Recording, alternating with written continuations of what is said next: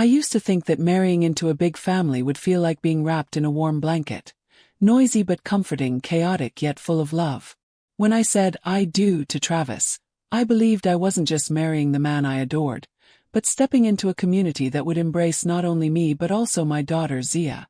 I thought love was something that spread naturally, like sunlight slipping through the cracks of a door. But I was wrong. Love in this family came with conditions. Silent, sharp, and measured. From the very beginning, Lorraine, Travis's mother, looked at Zia with a politeness so brittle it could shatter if touched.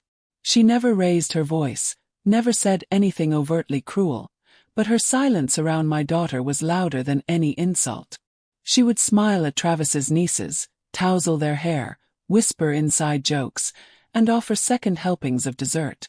But when Zia entered the room, something shifted. Lorraine's smile would dim ever so slightly. Her gaze would slide past Zia as if she weren't quite there, and the space around us would fill with a heaviness I could never explain away. First, I tried to reason with myself. Maybe it was unintentional. Maybe Lorraine simply needed time. Zia was, after all, not her biological granddaughter. But time passed. Months, then years, and the distance never narrowed. Instead, it widened in ways that were subtle and cruel. Family dinners became minefields.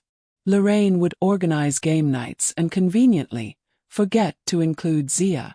She'd plan birthday parties where Zia received generic trinkets while the other children unwrapped designer clothes and brand new electronics. The contrast wasn't just visible, it was humiliating. And still, Zia would say thank you, her voice small and steady, her eyes fixed on the ground. It broke me to watch my daughter internalize that she was somehow lesser. I saw it in how she stood quieter around her cousins, how she hesitated before speaking, afraid to be in the way.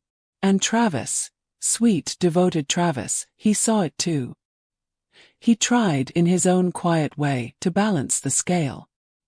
He'd sneak extra treats into Zia's school lunchbox, plan special father-daughter days, praise her intelligence, her courage. But nothing he did could undo the coldness from his mother's side. I remember one Christmas vividly, the moment etched like frost on a window. Lorraine handed out beautifully wrapped gifts, each with gold ribbon and handwritten tags. The room buzzed with laughter and torn wrapping paper. Zia waited patiently, her little hands folded in her lap. When her turn came, Lorraine handed her a small package, barely wrapped, with a barcode still visible. Inside was a dollar store candle, lavender scented, its label peeling at the edges. I caught the flicker of hurt in Zia's eyes, the way she blinked rapidly, forcing herself not to cry. She smiled anyway and whispered, "Thank you." That thank you stayed with me, haunting and heavy, the sound of a child learning to mask pain with politeness. And still I stayed quiet. I told myself I shouldn't stir trouble, that families were complicated, that love sometimes took time to bloom. But deep down I knew. This wasn't about time. This was about rejection, a quiet, persistent kind that chips away at a child's sense of worth. Lorraine had drawn a line, and on one side stood her grandchildren. On the other stood Zia alone. I began to feel like I was splitting in two. Half the woman who smiled at the dinner table, who nodded and played along, and half the mother who lay awake at night, aching with rage and helplessness. I wanted to protect Zia, to shield her from every cold glance and dismissive gesture. But how do you fight what no one dares to name? How do you confront a woman who smiles in public and cuts in silence? I didn't know then that my silence would come at a cost. I didn't yet realize that the real test of a family isn't how they celebrate you when you're easy to love, but how they embrace you when you're inconvenient, when you don't quite fit. And Zia, my brave, brilliant girl, deserved more than quiet tolerance. She deserved to be seen, to be cherished, not just by me, but by the family I had chosen for her. Zia never told me she was hurting, not directly. She carried her pain the way some children carry books that are too heavy for their arms but refuse to drop, tight to her chest, shoulders tense, jaw clenched with determination. I saw it in the little things. How she began to excuse herself early from family gatherings, retreating to her room with a book she wouldn't really read. How she stopped asking questions at the dinner table, stopped laughing at her own jokes, stopped reaching for connection. There was a stillness growing inside her, one that frightened me more than any outburst ever could. Silence in children isn't always peace. Sometimes it's grief learning how to hide. At school she excelled. Top of her class, polite, articulate. Teachers called her mature beyond her years. But I knew the truth. Maturity is often the gift pain leaves behind when it visits too early. She wasn't growing up too fast by choice. She was adapting, learning to shrink herself in places where she felt unwelcome. She was protecting herself from disappointment by expecting less. I remember one night in particular, the air thick with humidity, a thunderstorm swelling on the horizon. We were doing laundry together, folding clothes in silence when she asked, "Mom, do you think some people just can't like other people no matter what?" I paused, sock in hand, my heart catching in my throat. "Why do you ask that?" I said gently. She shrugged. "No reason. Just curious." But her eyes were asking for something else. Reassurance, maybe. Or a reason to believe that the rejection she felt didn't mean she was unlovable. I wrapped my arms around her then, held her longer than usual. "Sometimes people struggle to love what they don't understand," I whispered into her hair. "But that's not your fault, Zia. That's not about you." She nodded against me, but I could feel her body resist the comfort, like she didn't fully believe it. Like something inside her had already started to harden. That Christmas, the one with the dollar store candle, stayed with her longer than she let on. Weeks after the decorations were put away, I found the candle on her bookshelf, untouched. She'd placed it next to her favorite novels, The Secret Garden, and Of Green Gables, as if trying to make it mean something. As if placing it among things she loved might cleanse the humiliation stitched into its wax. And then there were the moments when her pain bled through in ways she couldn't control. She became sensitive to fairness. Obsessively so. If someone else got 2 cookies, she'd ask why she only got 1. If I praised another child in front of her, she'd go quiet. Once, when we visited Travis's sister and her children, I found her sitting on the porch steps alone, eyes glassy. I sat beside her, and after a long silence she whispered, "I don't think they know I'm part of this family." The way she said it broke something in me. Not with anger, but with a quiet resignation, like she'd already accepted a life on the outside looking in. And what hurt most was how little I could do to fix it. Love wasn't enough. Not mine anyway. I could kiss her forehead and tuck her in with a promise every night, but I couldn't rewrite the story she was being written into. One where her name was always in smaller font, her presence tolerated rather than embraced. She started drawing more. Her sketchbooks filled with quiet scenes, girls with closed mouths and distant eyes, always standing slightly apart from the others. When I asked her about them, she'd say, "They're just thinking." But I knew better. I recognized the loneliness in their posture, the way they clutched books or stared out of imaginary windows. They were her in disguise. A self she couldn't voice, so she drew instead. There's a kind of pain that doesn't scream. It just hums quietly beneath everything, altering the frequency of life. That was Zia's pain. Not the dramatic kind. The persistent kind. The one that changes how you see yourself in a room. The kind that teaches you to measure your worth by how much space you're allowed to take up. And Zia, my girl, had learned to take up very little. There came a time when the ache in our home, though constant, began to evolve into something else. Something like resolve. Not strength in the bold, triumphant way stories often describe it, but strength that clung quietly to our everyday moments, showing up in stubborn acts of endurance and small refusals to break. After everything Zia had endured, after all the ways the world told her she was extra, not essential, I realized I had to become more than a mother. I had to become the architect of safety, of worth, of love loud enough to drown out every echo of rejection she had ever known. We didn't have much. God knows we scraped through bills and bargains, counted coins more than I'd ever admit. But we had each other, and I clung to that as fiercely as a mother clings to her child in a storm. We made new traditions, ones that had nothing to do with the approval of others. Sunday mornings became sacred. Just me and Zia, tangled in blankets on the old couch, watching cartoons or reading aloud, her head resting on my lap. I remember once she said, "It's like we're our own little planet, Mom." And I smiled, brushing hair from her face. "That's exactly what we are," I told her. "And no one gets to shake our gravity." There was defiance in how we loved each other. Not the angry kind, but the quiet, resilient kind. When the rest of the world looked away, we looked at each other harder. When no one remembered her birthday, I let her plan the whole day, from breakfast in bed to homemade cupcakes that collapsed in the middle. We ate them anyway, licking frosting from our fingers like it was gold. Even in the face of judgment, whispers from neighbors, the constant hum of comparison from Travis's family, we stood our ground. There were days I wanted to scream, days I felt like an intruder in my own life, like a visitor in someone else's family photo. But Zia, she was my reason to fight. Every time I saw her eyes grow heavy with doubt, I stood a little taller. Every time I caught her pausing before she entered a room, unsure of her welcome, I smiled wider, called her name louder, as if to say, "You belong here. With me. Always." I taught her to cook not just so she'd learn a skill, but because it gave us something of our own, something no one could take or dismiss. She'd stand on her tiptoes beside me, stirring sauces and measuring flour, and I'd tell her, "Everything we make has value, just like you." She didn't always believe me, not right away. But over time, I saw the doubt in her eyes begin to flicker, to soften. I saw her begin to laugh more freely, to speak more confidently.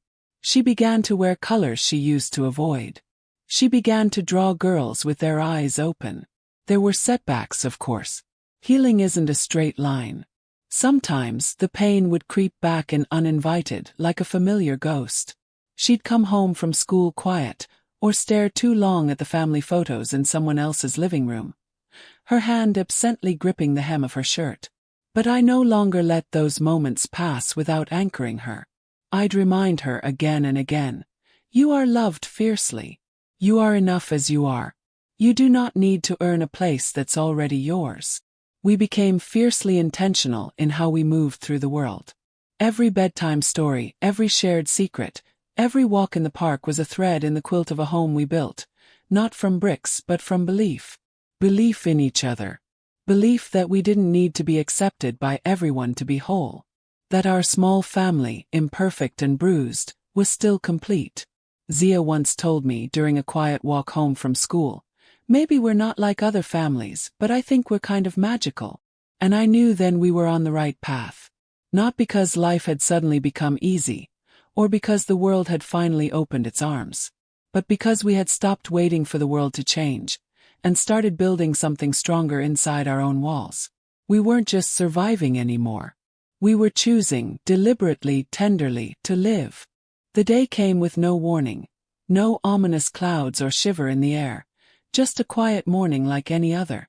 I was washing dishes when Zia, now 15 and no longer the little girl who used to hide behind me, came into the kitchen holding the envelope with her grandmother's handwriting. It was unmistakable, slanted, controlled, with a stiffness that mirrored the woman herself. I turned off the faucet, drying my hands slowly, heart caught between dread and resignation. "She invited me," Zia said simply, holding out the note like a challenge. "Wants to see me. Says she's sorry." I read the words carefully, but they felt hollow. Not in their structure. They were polite, remorseful even, but hollow in the way apologies can be when they arrive too late, too tidy. I looked at Zia. Her face was unreadable, but her eyes betrayed the storm brewing beneath. She didn't ask for my permission. She didn't need to. She simply said, "I'm going." I drove her there that Saturday, hands tight on the wheel, unsure whether I was escorting her into healing or into another wound. The house looked the same. White walls, trimmed roses, everything so carefully curated it felt sterile. Zia stepped out first, her breath shallow but steady. She didn't wait for me. I stayed in the car. I watched her walk up the familiar steps, shoulders squared like armor. She knocked. The door opened and there she stood. My mother, older now but somehow unchanged, her posture as precise as ever. For a second they stared at each other, two reflections split by time. Then Zia stepped in and the door closed. Minutes passed like hours. I sat with my hands gripping the steering wheel, afraid to imagine what was being said behind that white door. I wanted to protect her, to run in and pull her out, but I knew this confrontation was hers. She had earned it. When she finally emerged, her face was pale but her eyes were burning, alive with something fierce, something final. She walked back to the car in silence, slid into the passenger seat, and looked straight ahead. "Well?" I asked, barely able to breathe. "She said she didn't know," Zia whispered. "That she didn't realize how much it hurt me. That she was scared of loving me because she was afraid I'd leave. Just like Dad." I didn't say anything. I didn't trust myself to yet. She said she's sorry. That she thought keeping distance would make things easier. Her voice cracked. "Easier for who?" I reached for her hand. She let me hold it. "I told her I used to think there was something wrong with me," she continued, eyes glassy. "That maybe I really didn't belong. But I don't believe that anymore. I told her I don't hate her. But I can't pretend it didn't happen." Tears spilled, silent and slow, as she turned to me. She asked if we could start over. I said maybe one day. But not now. In that moment, she was more grown than I had ever seen her. Not because she'd finally confronted the woman who once made her feel invisible, but because she had done it on her own terms. With honesty, with boundaries, and with grace. I thought back to the little girl who once clung to a candle on Christmas, searching for meaning in a world that pushed her aside. And now here she was, refusing to carry someone else's guilt, refusing to be quiet to make others more comfortable. As we drove home, she leaned her head against the window, the kind of tired that comes not from sleepless nights but from emotional war.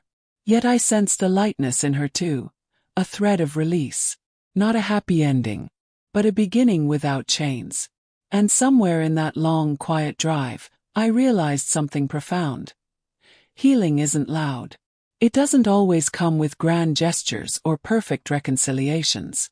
Sometimes it's a teenage girl walking out of a house with her spine a little straighter, her heart a little less burdened, and her voice fully her own. That day wasn't about forgiveness. It was about recognition. About facing the pain and refusing to be shaped by it anymore. It was the day Zia didn't just survive, she reclaimed herself. And in the stillness between us, I reached out and held her hand again. This time she squeezed back. Some endings don't arrive with fanfare. They slip in quietly like dusk, not demanding attention but making their presence undeniable. After Zia's confrontation with her grandmother, the world didn't shift beneath our feet. There were no fireworks of reconciliation or crashing waves of finality, just the slow exhale of long-held breath and a silence that felt strangely full. The days that followed carried a strange weight. Zia seemed lighter and heavier all at once. She moved through the house with a kind of cautious peace, like someone learning how to walk after removing a cast. She no longer flinched at mentions of her father or looked away when family came up in conversation. But there were moments, small, piercing ones, where the ache returned. A glance at a photo she once hid. A dream she wouldn't talk about. Grief, I realized, isn't a straight road. It loops, spirals, and sometimes parks itself in the quietest corners. One evening, as we sat on the porch wrapped in a blanket against the cooling air, Zia turned to me and asked something that caught me off guard. "Do you think I'll always feel like I'm proving I deserve love?" I didn't answer right away. I wanted to give her the truth, not just comfort. "I think," I said carefully, "you've already proven it. Not to them. To yourself." She didn't respond, but her eyes glistened, and I knew she understood. In the weeks that passed, her grandmother reached out once more.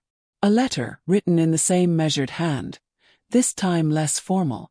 It spoke not of starting over, but of listening, an offer to be present without expectation. Zia read it in silence, folded it neatly, and placed it in a drawer. She didn't speak of it again and I didn't press. Sometimes closure isn't a door slammed shut. It's the quiet choice not to open it again. What changed truly was not their relationship. It remained suspended in a limbo of what-ifs, but Zia's place within herself. She began writing again. Small stories mostly. Fragments of dreams and reimagined pasts where the girl always found her voice. She stopped seeking approval like it was air and began drawing boundaries like they were art. She no longer shaped herself to fit expectations.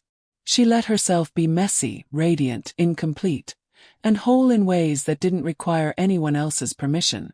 And I learned too. That being her mother wasn't about shielding her from every wound, but standing close when the bleeding started.